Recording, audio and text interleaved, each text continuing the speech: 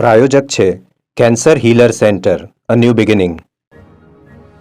પોલીસની તપાસમાં આરોપીઓ નીકળ્યા રીઢા ગુનેગાર. તો સાગર પરમાર સામે સેટેલાઇટ, બોડકદેવ, રાણીપ અને વસ્ત્રાપુર પોલીસ મથકમાં નોંધાયેલા છે ગુના.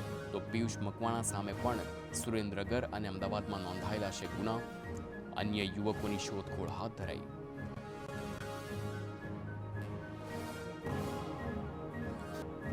ભાવનગરના પાલીતાણા જૈન મંદિરમાં ડોળી ઉપાડતા શ્રમિકોએ હડતાળ કરી છે. ફાગણ સુદ તેરસ નજીક છે, તેવામાં ડોળી કામદાર એસોસિએશનની હડતાળ છે. અસામાજિક તત્વોના આતંકના કારણે ડોળી યુનિયનની હડતાળ છે. તો ડોળી કામદારોને હેરાન પરેશાન કરવામાં આવતા હોવાનો આરોપ મૂકવામાં આવ્યો છે. અસામાજિક તત્વો ખોટા કેસ કરતા હોવાનો પણ આક્ષેપ છે. સમસ્યાનું નિરાકરણ ન આવે ત્યાં સુધી હડતાળ રાખવાનો દાવો.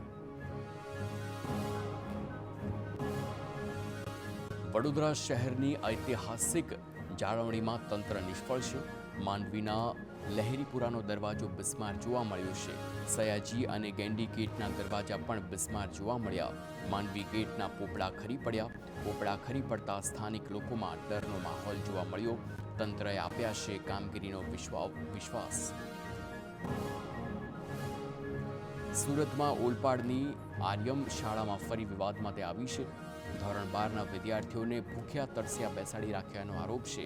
અંતિમ પેપર હોવાથી વિદ્યાર્થીઓના વાલીઓ તેમને લેવા આવ્યા હતા. વાલીઓને ગેટ પર જ અટકાવી હોસ્ટેલ જવા દેવામાં ન આવ્યા.